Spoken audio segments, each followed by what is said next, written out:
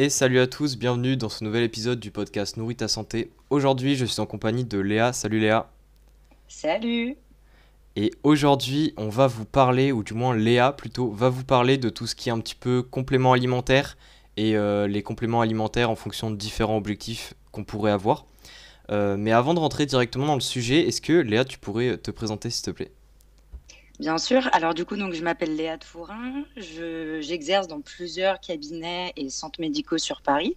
Donc je suis diététicienne, nutritionniste de profession et j'ai une spécialité dans la nutrition sportive.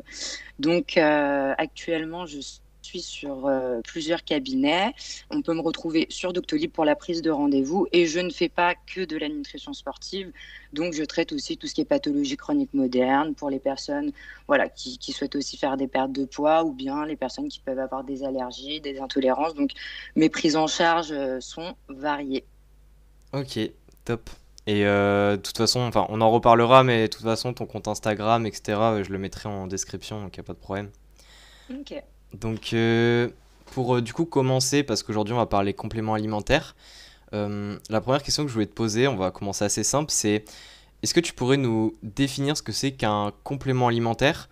Et la petite question, on va dire bonus avec ça, c'est est-ce que il y a une différence entre complément et le terme supplément? Alors oui, hein, cette différence subtile n'est pas reconnue par la législation française, qui définit en fin de compte seulement le terme de complément alimentaire. Mais dans la pratique, ces deux familles de spécialités sont fréquemment confondues et mélangées. Alors, le terme complément, ça veut dire que ça cherche à apporter un élément qui est censé n'être présent qu'en quantité insuffisante dans l'organisme. Le but est donc, en fin de compte, de corriger une carence qui pourrait être responsable de manifestations cliniques que vous pourriez ressentir. Et dans ce cas, ils viennent compléter votre alimentation. Donc, c'est généralement le cas des vitamines ou les minéraux.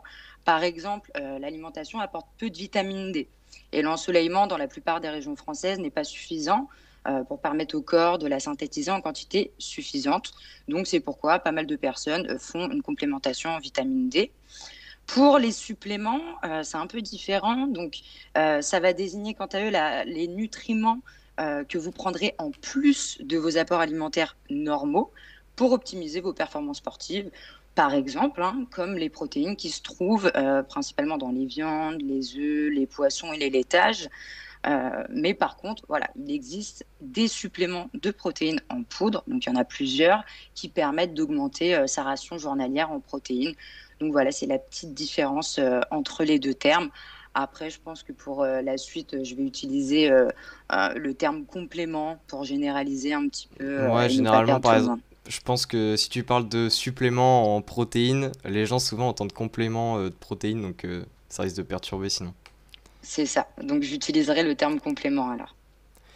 Donc maintenant que tu as défini bah, les termes en quelque sorte, enfin, la première question que je voulais te poser par rapport à ça, c'est est-ce que tout le monde peut prendre justement des compléments alimentaires ou est-ce qu'il y a, on va dire, des grosses contre-indications pour certaines pardon, personnes ou autres?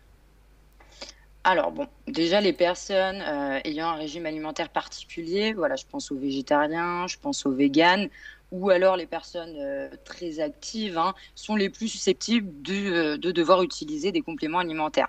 Hmm. Après, certains compléments vont être déconseillés en cas d'allergie, par exemple, de grossesse également ou d'allaitement. Et aussi, pour les personnes qui ont des traitements médicamenteux, voilà, les mélanges avec certains traitements peuvent entraîner une toxicité ou diminuer l'efficacité de ces derniers.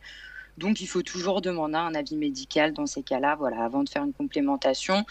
Par exemple, certains compléments alimentaires à base de plantes sont interdits pendant la grossesse.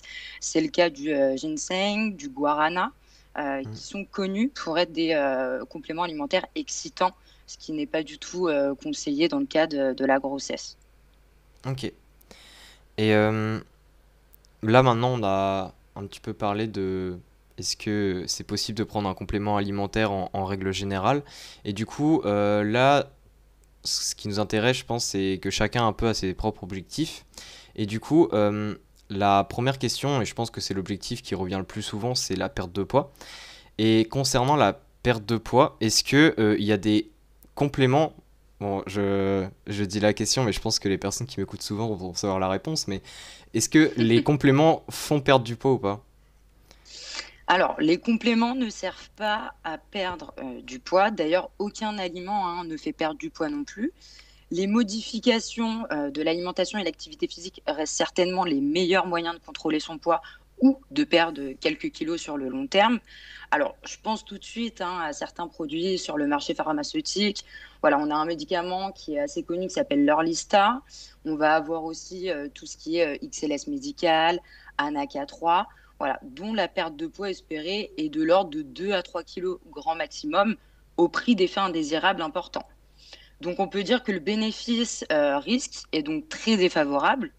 En plus de ça, ils agissent localement sur le tube digestif.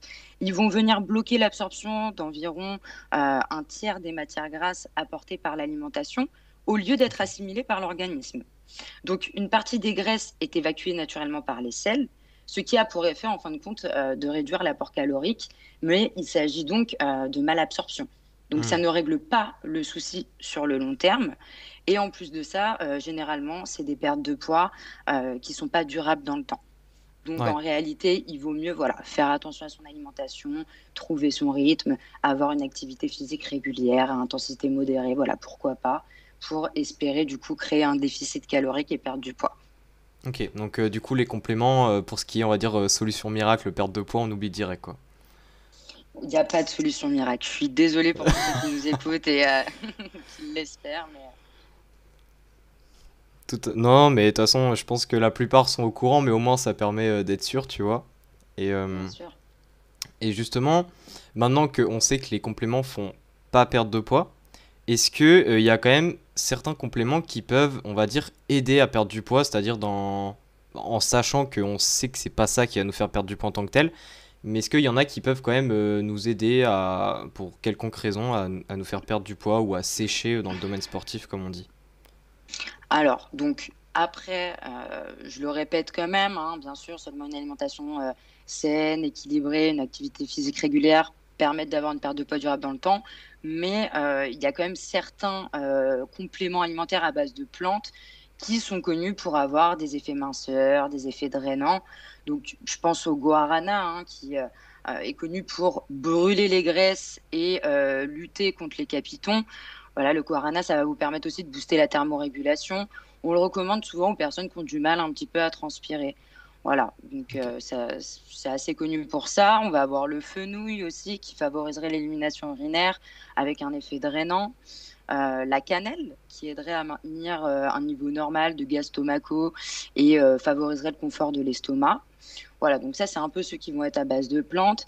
Après, on a un complément donc, que notre corps synthétise naturellement, la L-carnitine, dont le rôle le plus important sur notre corps, en fin de compte, est le transport des acides gras dans les mitochondries cellulaires. Donc, pour ceux qui ne le savent pas, les mitochondries, c'est les machines à combustion de notre organisme qui nous permettent de créer de l'énergie.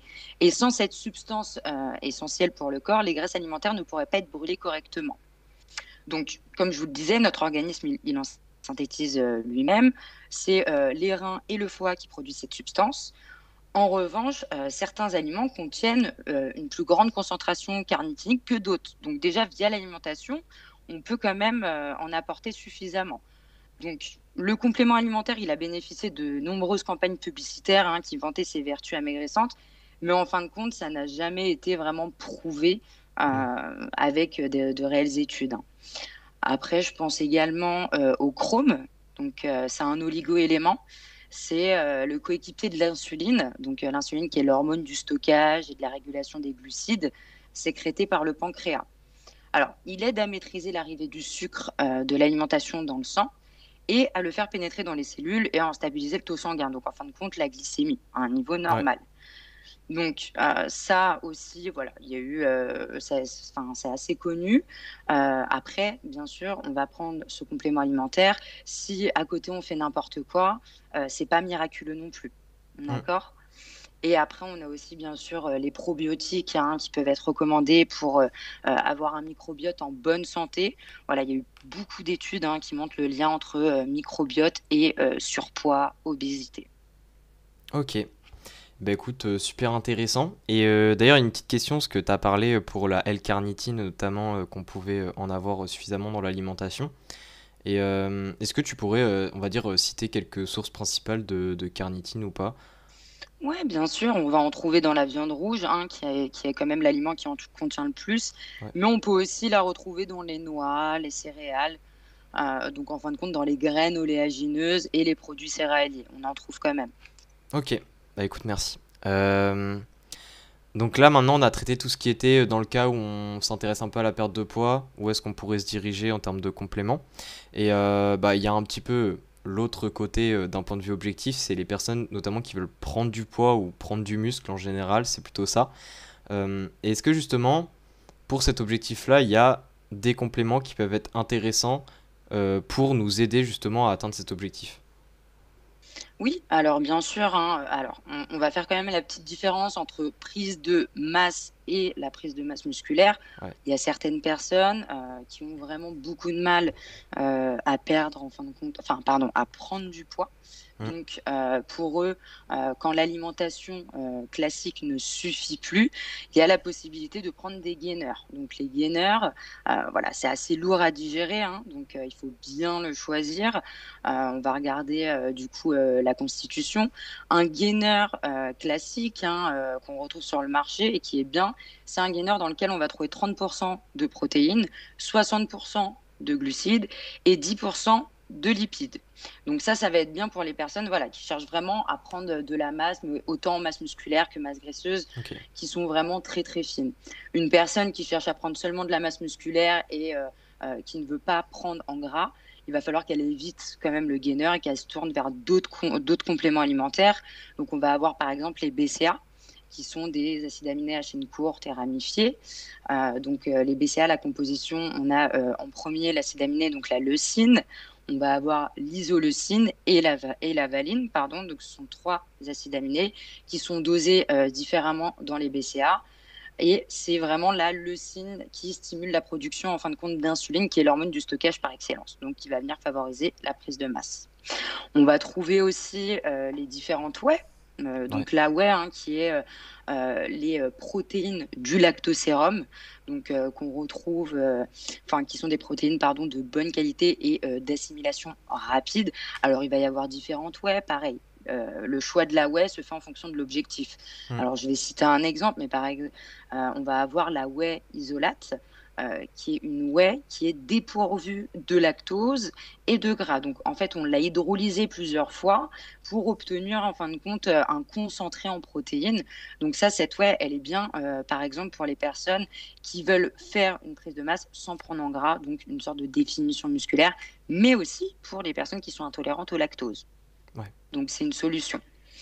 On va avoir la casine aussi, donc pareil, qui est une protéine issue du lait, mais cette fois-ci d'absorption lente. Alors la casine, dans ma pratique, j'ai vu pas mal de sportifs qui l'utilisaient en fait, si vous voulez, pour éviter le catabolisme musculaire nocturne. C'est-à-dire que les personnes en prenaient avant d'aller dormir pour limiter la fonte musculaire en fin de compte pendant le jeûne nocturne. Voilà, donc là c'est un peu plus poussé, hein, ça dépend de l'objectif bien sûr. On a aussi les oméga 3 qui augmentent la capacité à utiliser les graisses pour fournir de l'énergie.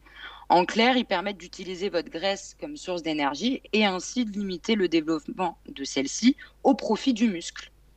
Donc, ça va nous permettre d'éviter, en fin de compte, encore une fois, la phase catabolique. Pardon. Ok. Autre complément qu'on peut retrouver que plusieurs sportifs prennent, on va avoir la L-glutamine. Donc, c'est l'acide aminé le plus abondant des muscles et le premier aussi à être dégradé. Donc, dans un souci de facteur limitant, afin de pouvoir fournir les efforts nécessaires, certaines personnes se supplémentent en glutamine. C'est aussi très intéressant pour tout ce qui est troubles digestifs. Donc, on le retrouve notamment chez, par exemple, les sportifs d'endurance qui font de l'ultra-trail et qui souhaitent avoir un confort digestif aussi pendant l'effort. Ok. Ensuite, désolé, c'est un peu long, hein. Non, non, mais vas-y, non, mais c'est intéressant. On va avoir la catégorie des ergogènes. Donc un ergogène, c'est une substance destinée à améliorer le travail musculaire On peut parfois les trouver dans l'alimentation, mais il est conseillé voilà, de les utiliser de façon isolée pour bénéficier de leurs avantages sur la performance. Alors, je pense que celui-ci, tout le monde le connaît, donc la créatine. Ouais. La créatine qui va permettre d'élever les taux d'ATP intracellulaires, qui va aussi entraîner le glucose dans les fibres musculaires qui vont être mieux alimentées, plus résistantes et plus volumineuses. Voilà, alors la petite limite peut-être à mettre en avant sur la créatine, c'est que ça peut favoriser la rétention d'eau. Voilà, Hmm. donc après, à prendre avec des pincettes à ce niveau-là, mais c'est vrai qu'il y a quand même, enfin ça a prouvé hein, que en termes de prise de masse musculaire, c'était très intéressant. Oh, Et le dernier, vas-y, vas-y, le vas-y. dernier donc c'est l'arginine, qui est un vasodilatateur qui va permettre d'augmenter en fin de compte l'approvisionnement des tissus musculaires en nutriments et en oxygène. Ok. Ouais, donc ça fait un bon paquet là. Ça a fait un bon paquet, donc c'est pour ça que c'est mieux de se faire conseiller si jamais on a des doutes. Voilà, c'est pas toujours nécessaire de prendre 50 compléments en même temps. Je pense que chaque complément cible un type d'effort, un Hmm. type de performance et un objectif. Ouais, et justement, vu que tu commences à parler de performance, euh, est-ce que justement il y a, parce que là on a vraiment parlé quand on cherche à prendre du muscle notamment ou à prendre du poids même, est-ce qu'il y a vraiment des compléments qui peuvent être intéressants pour nous aider à justement, dans un but juste d'augmenter nos performances sportives à long terme, à court terme, etc. Alors, je dirais que tous les compléments alimentaires cités dans la question précédente permettent d'optimiser les performances, la capacité de récupération à l'effort, sauf le gainer, qui est plutôt utilisé dans un contexte de prise de masse hein, et non de performance.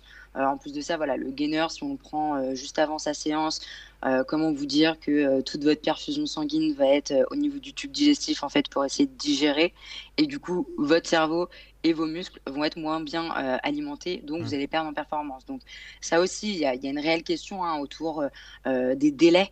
Justement, est-ce qu'on le prend avant, pendant, après, donc en fin de compte en péri-effort, à quel moment c'est le plus judicieux de prendre ces compléments. Et puis, bien sûr, à tout ça viennent s'ajouter l'ensemble des vitamines, des minéraux, hein, comme Ouais. le magnésium par exemple, dont la carence peut causer des contre-performances à l'effort, comme les crampes ou même des tendinites. Donc ça, c'est pareil, on va bien faire attention. Généralement, les sportifs prennent des complexes vitaminiques hein, en plus, Ouais. vu que maintenant, voilà, avec l'appauvrissement des sols, c'est pas toujours optimisé. Alors, petit bonus aussi pour le collagène. Moi, j'en prends depuis des années. Voilà, ça permet vraiment de réduire le risque de tendinites qui peuvent être assez présentes chez les sportifs. Ça peut, euh, Ça peut faire beaucoup de tort. Hein. Je pense à ceux qui ont des compétitions, des saisons sportives. Voilà, le collagène, c'est vraiment un de mes alliés, en tout cas à moi, que j'utilise au quotidien. Et dernière chose aussi, attention, surtout vraiment attention aux substances dopantes qui sont cachées dans les produits alimentaires ou les médicaments. Parce qu'en France, on a quand même des lois qui nous permettent voilà, d'avoir une certaine sécurité. Hmm. Mais quand vous allez sur des sites voilà, qui ont l'origine, qui sont d'origine américaine ou de d'autres pays, faites attention, n'hésitez pas. Il y a un lien qui existe sur la FLD, pardon, qui permet de vérifier si un médicament fait encourir le risque d'être contrôlé positif à un test antidopage. Donc il y a un lien, allez vous renseigner, demandez à des spécialistes, parce que y en a qui se font avoir. Il y a même des industriels qui font passer en fait des produits dopants sous des noms d'extraits de plantes en fait. Donc Ouais. on se méfie pas, on se dit c'est naturel, et en fait non, test antidopage, et ben on se retrouve mis de côté, et puis notre compétition est fichue. Donc faire attention à ça. Ouais, non, mais je pense que c'est un bon rappel que tu as fait parce que bah, quand tu te prépares depuis plusieurs mois et que tu te fais juste avoir à cause d'un complément qui n'était pas de la composition que tu pensais, je Mm. pense que tu l'as un peu dans le mal, quoi. Non, non, c'est clair. Faire bien attention à ça. Ok. Bah d'ailleurs, si le lien en question, tu veux me l'envoyer, je pourrais aussi le mettre en description si tu veux. Euh, Totalement, ouais, ça peut ouais. être une bonne idée. Ouais. Donc maintenant, tu nous as dit un petit peu en règle générale pour les performances aussi. Et est-ce que justement les compléments alimentaires, bon, tu as un petit peu répondu à la question, mais peut-être tu veux nous en dire plus là-dessus, c'est est-ce que les compléments vont beaucoup, enfin, être très différents ou pas, par exemple, entre un sportif vraiment de sport de force qui souhaite augmenter ses performances par rapport à un sportif de sport d'endurance? Alors, donc, déjà, le résultat recherché n'est pas forcément le même. L'un recherche l'explosivité, l'atrophie musculaire, la congestion musculaire, alors que l'autre recherche l'endurance, la durée. Hmm. De plus, enfin, les fibres musculaires qui vont être majoritairement sollicitées sont différentes également. Ouais. Le sportif de force va utiliser des fibres musculaires de type 2 qui sont dites rapides et les sportifs d'endurance utilisent en majorité les fibres lentes de type 1. Néanmoins, ce qui les rapproche reste de loin l'objectif de limiter les contre-performances et d'apporter au corps les substrats nécessaires à l'effort. Donc on va avoir beaucoup de compléments que les sportifs d'endurance et de force vont pouvoir prendre. Donc on va avoir les BCA, comme on a cité plus haut, la whey également, les caséines, les oméga 3. Comme je vous le disais aussi par la suite, généralement on prend un complexe en vitamines et minéraux parce que voilà, avec l'appauvrissement des sols Hmm. et la perte de qualité nutritionnelle des aliments, on a de plus en plus de mal à couvrir nos besoins.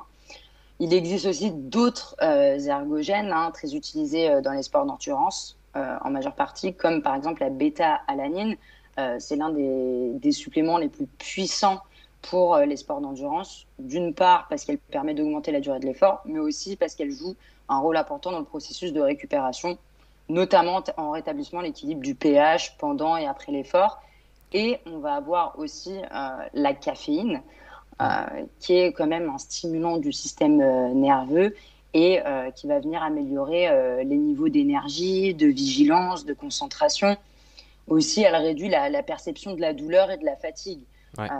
La caféine, c'est d'ailleurs un ingrédient qu'on retrouve toujours dans les boosters d'entraînement, par exemple. Hmm. Ouais, totalement. Et en plus, la caféine, je suis actuellement dessus, donc je valide. Ça marche. Du coup, bah écoute, là je pense qu'on a fait un peu le tour en ce qui concerne les objectifs. Donc on a parlé performance sportive, on a parlé perte de poids, on a parlé prise de masse ou prise de muscle. Et la dernière question du coup que je voulais te poser, c'était est-ce que tu as, on va dire, un top 3? Alors je te rassure, les top 3 que je demande pas dans l'ordre, hein, tu dis de l'ordre que tu veux. Mais est-ce que tu auras un top 3 des, on va dire, des étapes à faire, c'est-à-dire les actions, peut-être des questions à se poser ou des choses comme ça, avant de prendre, on va dire, un nouveau complément alimentaire pour éviter de se retrouver à prendre 48 compléments alors que c'est pas utile? Ouais, bien sûr, bien sûr. Alors, moi, la première question que je me poserais, c'est est-ce que mon alimentation courante ne suffit pas déjà à couvrir mes besoins? Existe-t-il des contre-performances à l'effort que je veux corriger, que je veux venir limiter avec la complémentarité? Donc déjà, ça serait vraiment ma première question pour savoir si j'en ai l'utilité. Ensuite, je partirais peut-être sur une question en fonction de l'objectif de poids. Est-ce que je vais faire évoluer mon poids à la baisse ou à la hausse et pourquoi? Hmm. Et dernière question, et je pense la plus importante, bien sûr, ça va être à propos de la provenance, de la composition et de la posologie du complément, si celui-ci n'est pas considéré comme dopant aussi. Donc là, on en revient sur ce qu'on disait juste avant. Ouais. Bien se renseigner, en fait. C'est pareil, la posologie, on ne se rend pas compte, mais c'est important. Entre un complément voilà, qui va être concentré, ça nous demande de prendre 1 à 2 gélules par jour et l'autre complément qui nous demande de prendre 6 gélules dans la journée. Il suffit qu'on prenne un autre complément, on se rajoute encore 2 autres gélules. À la fin, ça fait vraiment beaucoup. Hmm.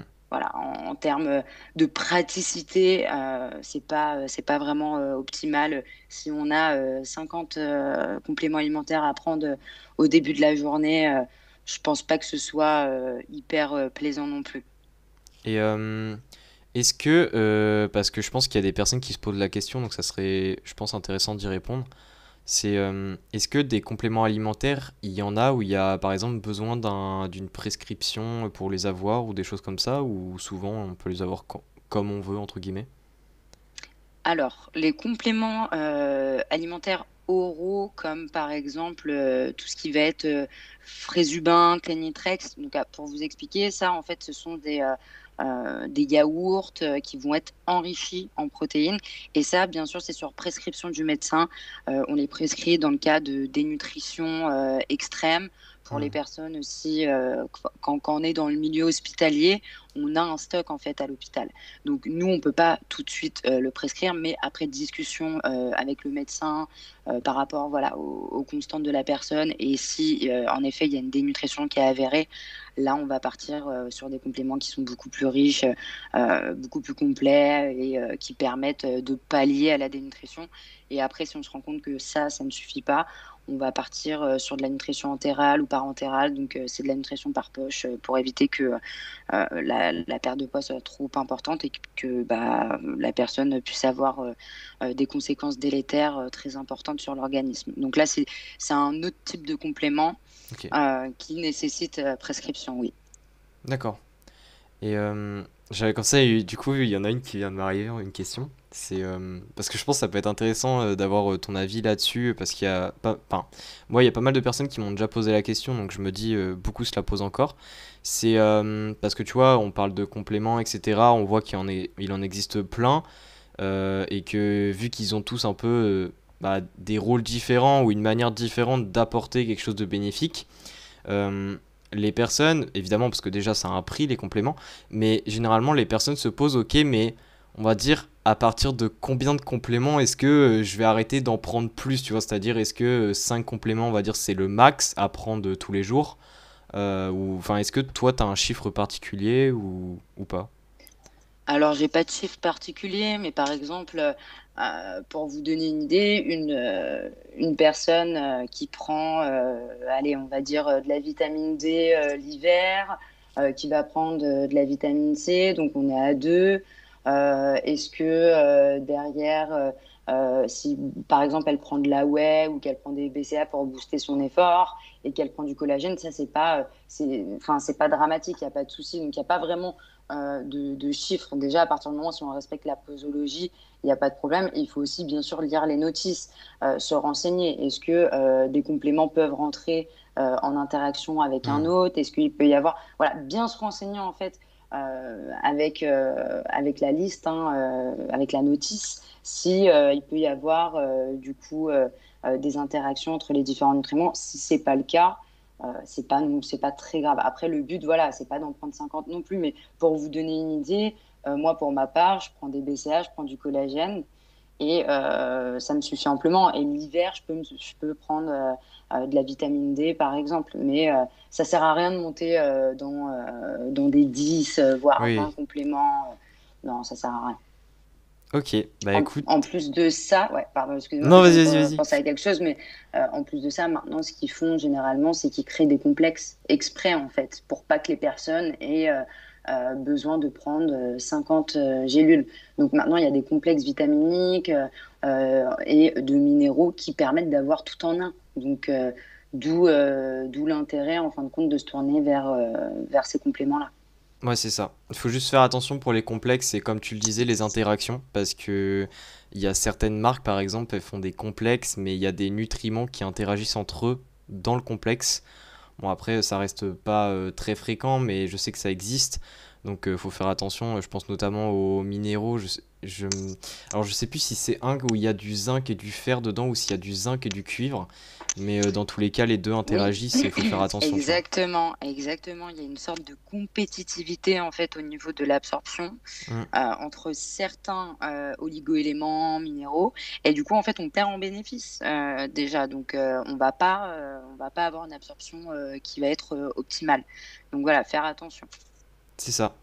Je sais pas si tu avais peut-être une petite dernière remarque à ajouter, quelque chose qui te vient en tête par rapport au sujet ou autre. Que seule l'alimentation, bien sûr, et la pratique du sport de manière régulière va vous permettre d'atteindre votre objectif. Voilà, n'oubliez pas que votre corps, c'est votre machine et qu'il faut bien l'entretenir, il faut bien la nourrir et que c'est seulement en respectant, en fin de compte, votre corps qu'il vous le rendra et que vous aurez de très beaux bénéfices. Et voilà, prenez soin de vous en tout cas et de vos corps.